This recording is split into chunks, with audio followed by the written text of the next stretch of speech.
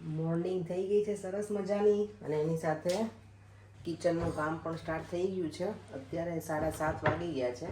બધાને જય શ્રી કૃષ્ણ અને જય સ્વામિનારાયણ. ચા બની ગઈ છે, દૂધ, અને આજે છે ને હું બનાવવાની છું પિત્ઝા બ્રેડમાંથી. આવી રીતે કોણ બનાવે છે કે જો દેવમને છે ને પિઝા ખાવા છે તો મને કે મમ્મા મને પિઝા ખાવા છે. તો મેં તો હવે સવારમાં તો શું હતું, કાલે છે ને પરે પિત્ઝા બ્રેડ લઈ આવ્યા હતા. નોર્મલી હું પિત્ઝા બ્રેડ લાવતી નથી ઘરમાં, પણ ગઈ કાલે લઈ આવ્યા હતા બપોર માટે અને લંચ માટે. તો મેં કીધું ચલો આજે એના પિત્ઝા બ્રેડના પિઝા આપણે ટ્રાય કરી, એના ઉપર ટોપિંગ્સ કરી અને પછી પેક કરી દઈશ. તો જો મેં બધું લઈ લીધું છે. અત્યારે સવારમાં ઓનિયન છે, પેપર્સ છે અને હેલોપિનોસ. દેવામને ઓછું ગમે એટલે મેં ઓછા લીધા. સ્વીટકોર્ન લીધા છે, ચીઝ લઈ લીધું છે, આ બધા કેચઅપ લીધા છે. ચલો બને ને પછી જોઈએ કેવું બને છે. અને આ છે ને પેરી પેરી સોલ્ટ છે. જો બેઝમાં છે ને મેં બંને મિક્સ કેચઅપ કર્યા છે, મેગી મસાલા અને નોર્મલ કેચઅપ, કારણ કે દેવમને સ્પાઇસી ગમે છે એટલે. અને હવે થોડું ચીઝ અને પછી ઉપર બધા ટોપિંગ્સ અને ફરી ચીઝ, ચીલી ફ્લેક્સ પણ નાખીશ થોડા, અને આ બધા ટોપિંગ્સ.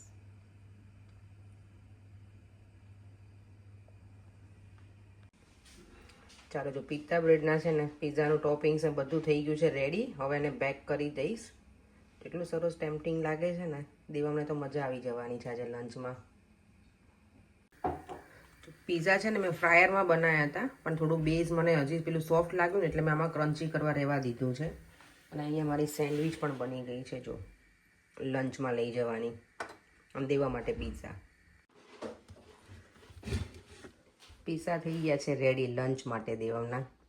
સરસ બન્યા છે. હવે ટેસ્ટ કરીને કહેશે કેવા બન્યા છે.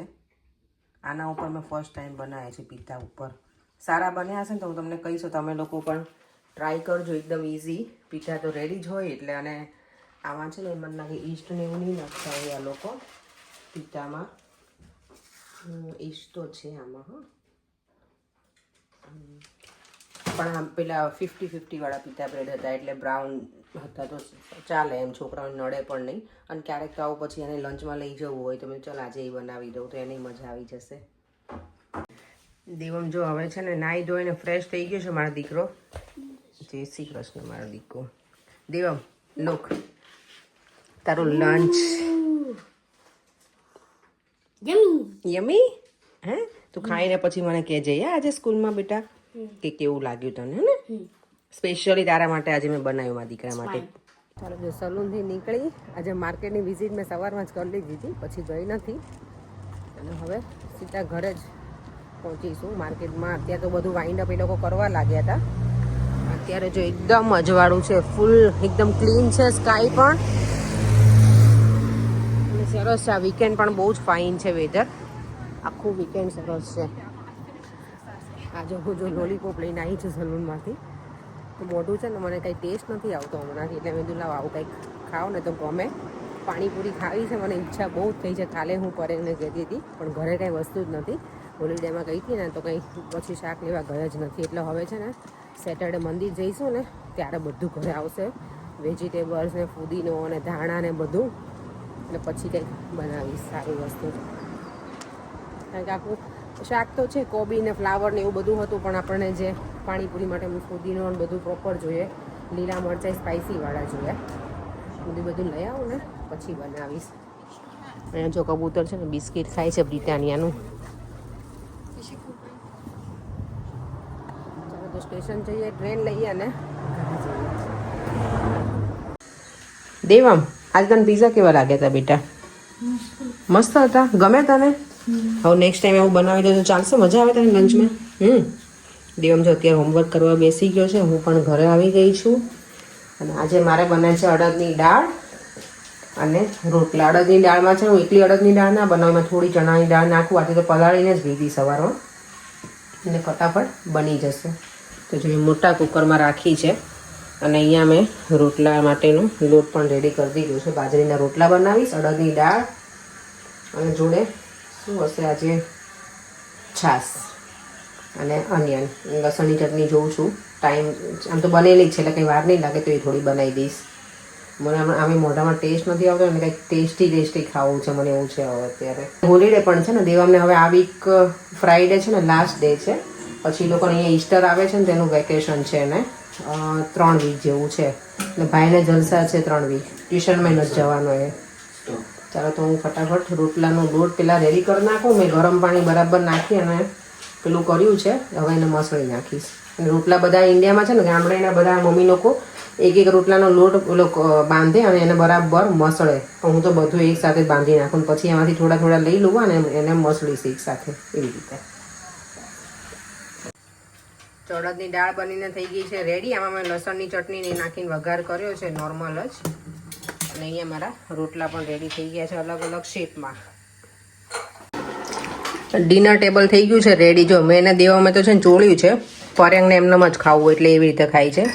અને યસ આજે મને છે ને સોનલ વોરા છે ને એને ઘણું બધું લખીને સરસ મોકલ્યું છે. આખું મેન્યુ મોકલ્યું છે પરેંગ મને કે મંડે ટ્યુઝડે વેન્સડે થર્સડેનું બહુ મસ્ત હતું. શું બનાવું અને એ બધું બનાવવાનું હોય એમ આપણે હિન્દુ ધર્મ પ્રમાણે કે આ દિવસે આ દાળ મગનું શાક બુધવાર એવી રીતે એમ. તો થેન્ક યુ સો મચ. સરસ આખું મોકલ્યું છે એમણે. અને યસ તમે કીધું છાશ નહીં ખાન પણ અમને છે ને છાશ વગર મજા નથી. છાશ મારી ખાટી નથી હોતી એટલી બધી પણ છાશ વગર ડિનર ગળે જ ના ઉતરે એવું છે. પહેલેથી ટેવ પડી ગઈ છે ને એટલે પણ ધીમે ધીમે ટ્રાય કરીશ કે અમે ઓછું કરીશું એમ. કેમ એવું છાશ ના ખવાય રાત્રે. અહીંયા બધાને ઓર્થોરાઇટિસ ને એનું ખબર ને આપણે ક્યાં ખાઈએ આપણે પીએ. અરે છાશ પીવાની જ વસ્તુ છે. તમે ધ્યાન રાખીશું. અને thank you so much Sonal Vora. સરસ તમે આજ કોમેન્ટ કરી છે. બધી દાળનું ને એનું બધું લખ્યું છે. ચાલો તો ડિનર કરી લઈએ. ચાલો જમીને ફ્રી થઈને બેસી ગઈ છું. અડદની દાળ ખાવાની તો બહુ મજા આવી. મને થોડી મોડી લાગતી હતી. મારા ટેસ્ટ જતો રહ્યો છે ને એટલે. પણ બાકી હતી બરાબર. પરેંગને લોકો એવું કહેતા હતા કે સરસ છે એમ. લસણની ચટણી બરાબર ધમકાઈ હતી ને એટલે સારું લાગે. તો હજુ અત્યારે બેઠા છે હું ને દેવમ. પરેંગ તો ગયા છે એની મિટિંગમાં. નહીં દેવમ ભગવાનનું જળ પીવે છે. અને આજે છે ને કમેન્ટ છે મીના રબાઈ કેવું છે એમની સરનેમ. એમની કમેન્ટ એવી છે કે તમે છે ને હવે બીજી પણ ચેનલ સ્ટાર્ટ કરો. એમાં બધી બ્યુટીની ટિપ્સ ને એવું આપો તમે. તો જોઈએ હવે હું બીજી ચેનલ તો નહીં પણ આમાં તમને લોકોને આપતી રહીશ ક્યારેક ક્યારેક એવું કરીશ. અને બીજા પણ એક વ્યુઅર્સની કમેન્ટ હતી કે તમે મહેંદી હેરમાં કરાય કે કલર કરાય. અને મહેંદી કરાય તો કઈ મહેંદી કરાય. જો ઇન્ડિયા હતી ને ત્યારે મહેંદી હું કરતી હતી મારા હેરમાં. પણ ત્યારે મારા હેર પેલા સફેદ નહોતા થઈ ગયેલા, ગ્રે નહોતા એટલે ચાલે. હવે કેવું સફેદ હેરમાં મહેંદી કરે ને તો લાલ દેખાય એ ન ગમે. તો ઇન્ડિયામાં હતી ને ત્યારે જે મહેંદી કરતી હતી ને તો નેચરલ જે હર્બલ આવે ને આપણી એ જ કરતી હતી કે એને પાણીમાં પલાળી પેલા કાસાનું નહીં લોખંડનું વાસણ હોય એમાં પલાળતી અને પછી એ લગાવતી એવી રીતે. પણ અહીંયા આવ્યા પછી હું મહેંદી નથી કરતી. મહેંદી કરતી હતી જ્યારે મારા બ્લેક હેર હતા ને ત્યારે જ. અહીંયા આવ્યા પછી પણ એ પણ ઇન્ડિયાથી જ લાવતી હતી. પણ હવે હું મહેંદી નથી કરતી. હવે તો હું કલર જ કરું છું. અને કલર લોરિયલને લોકો પ્રોફેશનલ જે યુઝ કરતા હોય ને એ કરું છું. તો જો તમને આઈ હોપ કે આ હેલ્પફુલ થઈ હશે આ ટિપ્સ મારી. નહીં દેવમ જો કેવું કરે છે. ચાલો જો સોવાનો ટાઈમ થઈ ગયો છે. દેવમ તો સૂઈ ગયો છે. પરેંગ હજી આવ્યા નથી અને હું પણ હવે સૂઈ જાઉં. ચાલો તો વિડીયોનો એન્ડ હવે આજે અહીંયા જ કરી દઈએ. ફરીથી મળીશું અને નવા વિડીયો સાથે. બાય. જય શ્રી કૃષ્ણ અને જય સ્વામિનારાયણ. જો વિડીયો ગમ્યો હોય તો લાઇક શેર અને મારી યુટ્યુબ ચેનલને સબસ્ક્રાઈબ કરવાનું ના ભૂલતા. Bye bye.